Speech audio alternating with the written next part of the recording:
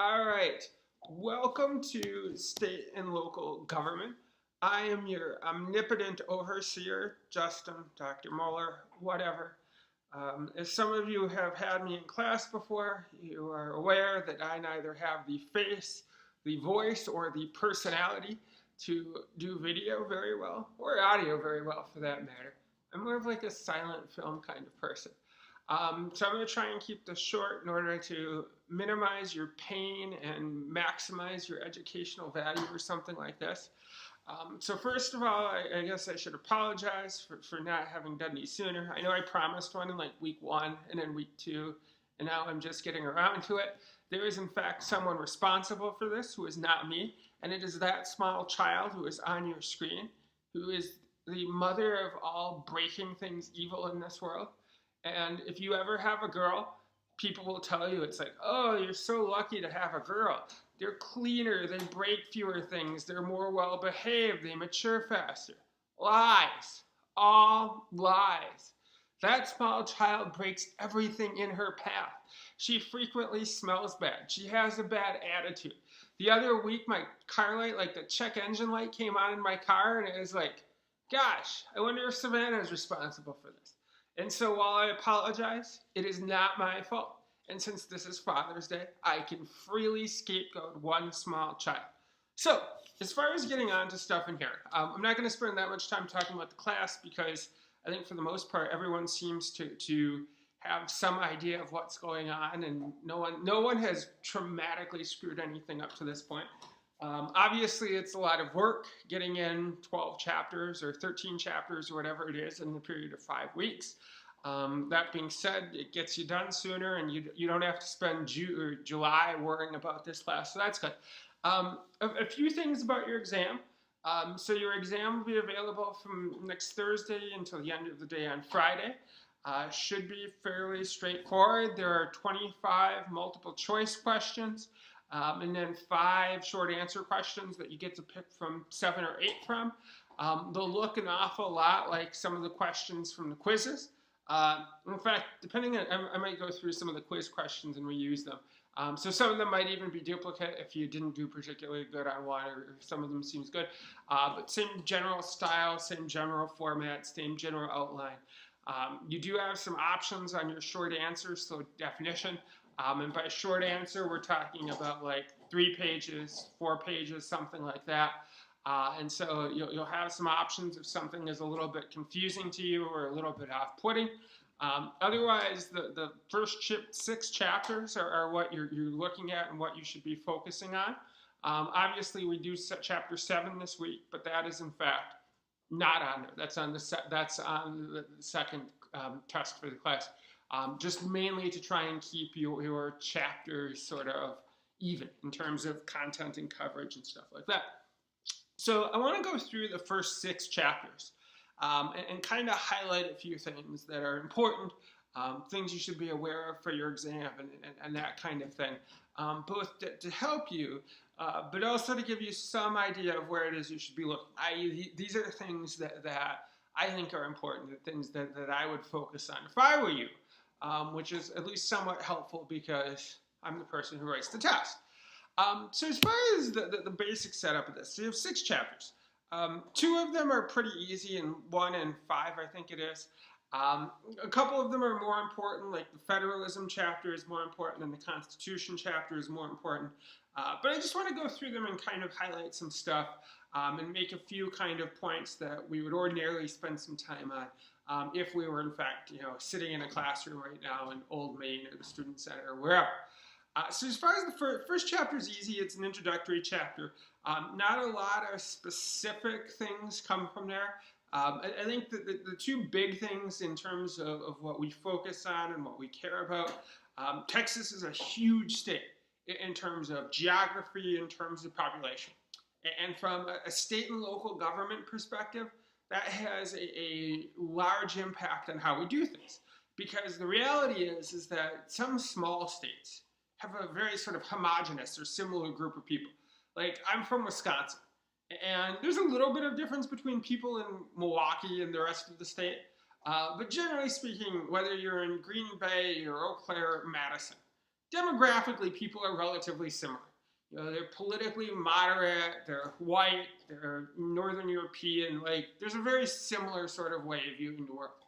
On the other hand, when you look at big states, you know, Texas, California, Florida, there are parts of Texas that are incredibly different from each other. You know, that they're politically different, they're culturally different, they're demographically different, they're politically different. And that can make managing a large state somewhat murky at times. And it also means that we have some divides that smaller states don't have. In terms of political culture, you know, Texas is a conservative state. We have almost always been a conservative state. We will likely continue to be a conservative state. Now, Texas is more libertarian in comparison to, say, a place like Utah or Alabama or Mississippi or something like that. But fundamentally, we are a conservative state. It doesn't mean there aren't times when it's more liberal, more libertarian, or whatever. But fundamentally, it's conservative. And it's unlikely that anytime soon Texas will be anything other than conservative. Now, the one thing that's changing in the state has been demographics. Clearly, if you've lived here your whole life, demographically, the larger trend is we now have more Hispanics and more Latino communities.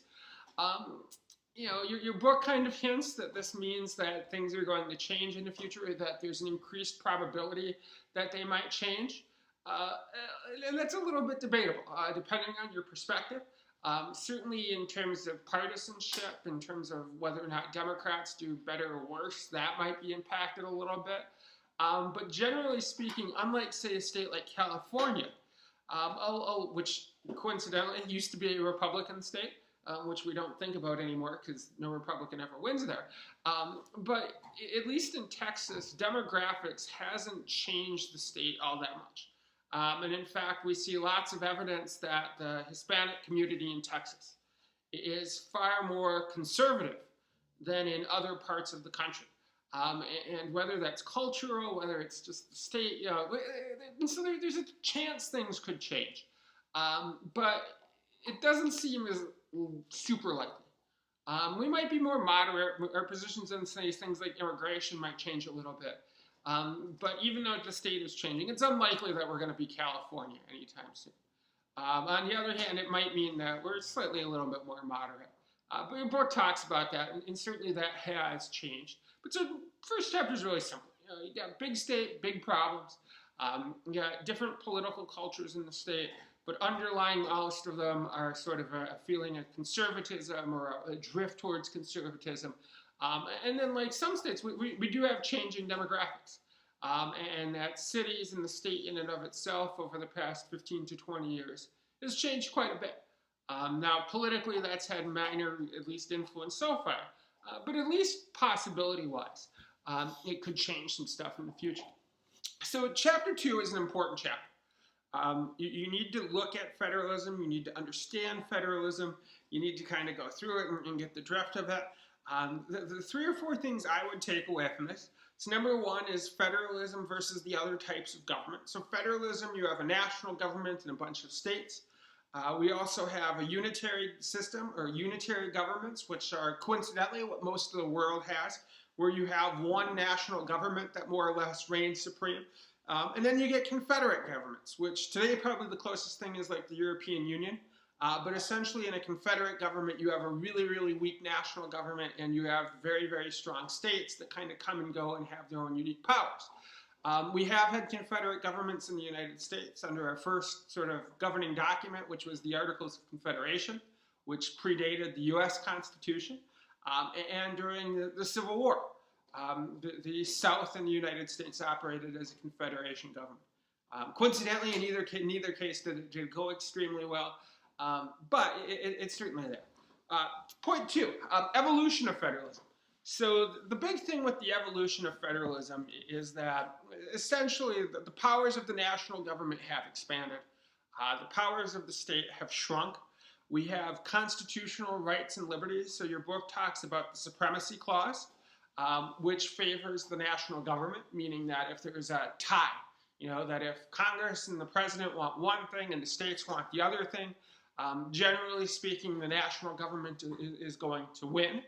At the same time, the states have something in the 10th Amendment, which more or less says that, in fact, if something's not in the Constitution, the power is reserved for the states and the people.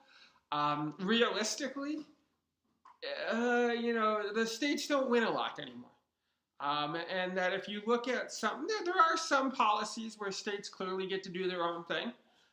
You look at marijuana legalization right now, where obviously we've had states like Colorado, which is not that far away, have said, hey, we're going to legalize pot. And then we have states that are cracking down on pot. So there are still some federalism issues. But most of your lifetime, and most of my lifetime, and most of the past 50 years have largely been about the national government kind of usurping or taking power away from the state. Your book talks about McCulloch v. Maryland, which is the court case that kind of establishes the supremacy of the national government. But generally speaking, that's where you get there. You have types of federalism. You have dual federalism and cooperative federalism being the big two. Dual federalism being the sort of strict separation of state and national government. In that case, you wind up with a weak government most of the time at both the state and the national level. Then you have cooperative federalism, which is kind of the era ushered in by FDR and the New Deal, where you get lots of interaction between the state and the national government, and you get an increased amount of power from the government. Make sure you know those, make sure you look at those, all of that sort of thing. And then finally, Texas and federalism. And again, most of this class isn't like super Texas specific. But Texas has a unique role in federalism in the United States in the sense that we probably get along less with the federal government than any other state.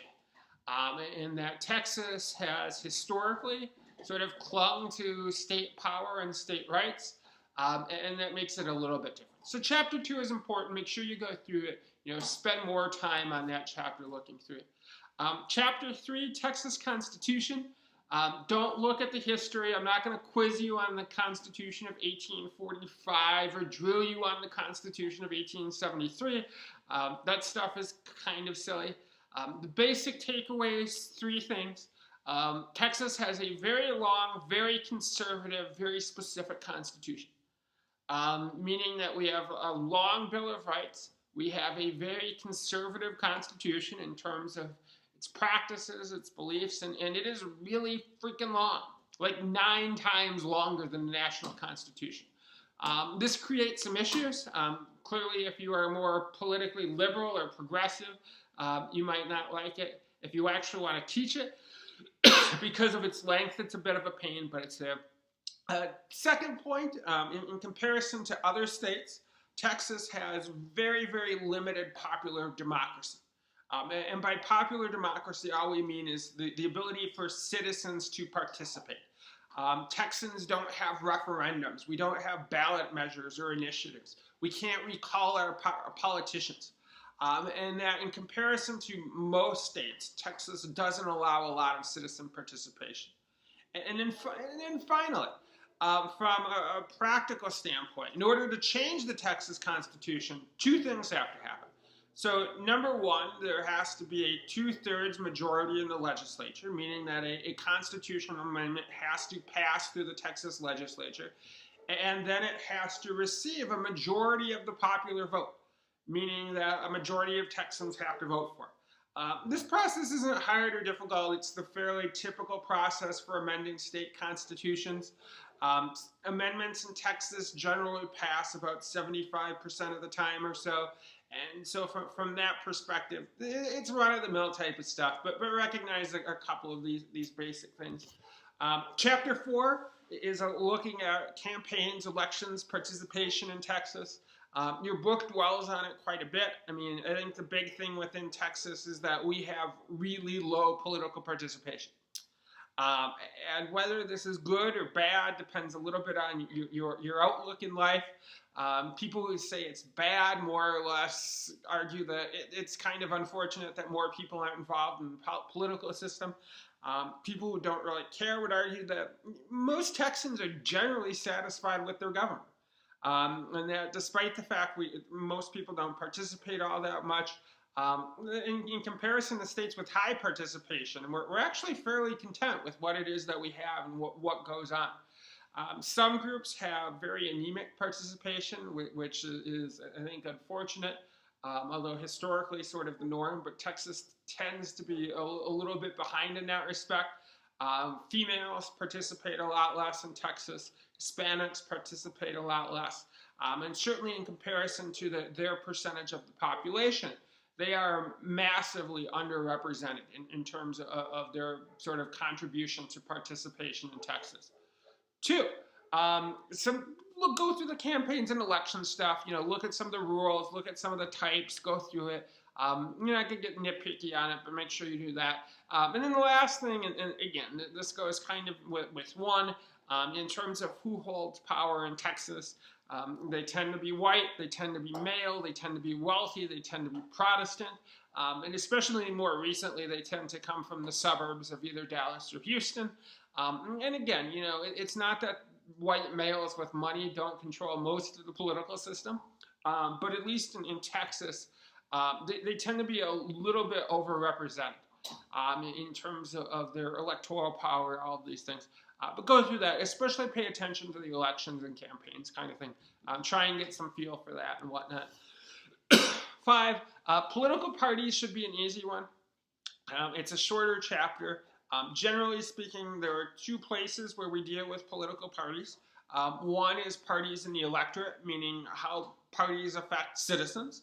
The second is in the legislature and how they organize it and how they set all of that stuff up. As far as the electorate goes, they organize, they allow people who are conservative or liberal to identify. They kind of serve as a team effect. In the legislature, they're responsible for organizing things, who is speaker, who chairs these committees, all this sort of thing. And we'll see more of that. But they're important in terms of legislative authority and how things are set up. As far as political parties in Texas go, political parties in Texas are kind of overrated in a lot of sense. Throughout its history, Texas has almost always been a one-party state, meaning that one party controls everything. From the Civil War until the 1990s, Democrats in Texas ran everything. They had almost, all of the power. Since the 1990s, it's been Republican control. Now, the effect of this is that more or less, we don't think about parties that much. I don't know what's going to happen next fall, but I'm fairly certain that there's going to be a Republican governor of Texas. I don't know, and we're talking about 2018. I don't know whether people like or dislike Ted Cruz. He's obviously a very polarizing figure. But chances are he's going to be reelected. And the reason for that is he's a Republican in a state that hasn't elected a Democrat statewide since like 1994. And so, the reality of Texas and sort of our single party state is that in some states, political parties matter a ton. They're responsible for organizing. They sort of rally people and conduct these fights. But when we talk about them in Texas, because, right now it's so heavily Republican, because previous to the 1990s it was so solidly Democrat, they tend to play less of a role in our lives, in large part because of this sort of fact that we're a one-party state. Right now, if you seriously want to get elected, if you don't live in Austin, Dallas, Houston, or San Antonio, you should probably be a Republican. It doesn't mean that it can't change, but it does mean that they tend to matter a lot less. And then finally, interest groups. As far as interest groups in Texas go, interest groups and parties go hand in hand in that they both advocate certain things. They have positions, all these sorts of things. In terms of what interest groups do at the state level, at the local level, at the national level, the big 3 things are they lobby, meaning they ask for specific bills or programs or policies. They form political action committees, which is how money is distributed. And then they advocate for certain issues with the public, not with the lobbying the legislature. Issue advocacy is generally talking about how they interact with the public. And whether it's gun safety or gay rights or immigration, certainly these groups of people go out and promote their cause and their affiliation and all of that sort of thing. And certainly they can have influence in terms of the policies the state pursues, public opinion, all that sort of thing. Interest groups in Texas are a little bit weird in that within the state in and of itself, we have a lot of umbrella groups, which is how your book refers to them, which more or less means that they represent a bunch of specific businesses, or they represent a bunch of specific companies, or a bunch of specific workers, or whatever. And so, why is this? In a lot of respects, it's reflective of how big the state is and how expensive it is to get anything done in the state. And so if you're in an energy company, you join with other energy companies to get things done. Whether this is good or bad, it's a little bit weird. It certainly means that groups that can sort of coalesce together and have a lot of money have a lot of sway. And in Texas, we're frequently talking about energy, whether it's oil, natural gas, all these different things. But it's different, and that it's very hard for a small interest group to have a large sort of role in the state because of geography, because of how much it costs to get on TV, because of how different the market is. And so the result tends to be that we have fairly large interest groups. And if you are conspiracy minded, that's not always the greatest thing. As far as positives and negatives of interest groups go, it's fairly straightforward. The positives are they represent people's interests, whether it's the homeless, whether it's immigrants, whether it's businesses. That they have the capacity to do good within the political system. Whether it's through money, whether it's through changing people's minds, that there's obviously an opportunity for interest groups to do well and to help people. On the downside, the negatives is that sometimes they're too powerful, and that business interest groups win at the expense of normal people. Or some great causes are kind of drowned out because they don't have boatloads of money. And so they're good or bad, be aware of some of those things. But generally speaking, again, much like political parties, they're a little bit strange in Texas because of how big they tend to be, just in order to get anything done. And so at the end of the day, the first six chapters are fairly straightforward. The federalism chapter is a little bit more important. The Constitution section is a little bit more important, but they all should be fairly manageable. That when you come to certain things, like the types of federalism, you should rely on your book, you should look things up, you should go through it. Or when we talk about the different types of campaigns and whatnot. But so despite the fact that you've done 6 chapters in 2 weeks or 2.5 weeks by the time that you actually take the exam, I would hope that you sort of take away 3, 4, 5 things a chapter. Don't get caught up on history. You don't have to know little specific incidents unless I pointed them out in the learning objectives or they're highlighted in the notes or something like that. But be aware. Go through your stuff. Take it seriously. Relax a little bit. It's not the end of the world one way or another. But yeah, so certainly if you have questions, let me know. Otherwise, have a good week. You're getting towards the middle of the class. If you need anything from me, contact me. Otherwise, have a great week. Take your exam on time, and I will talk to you soon.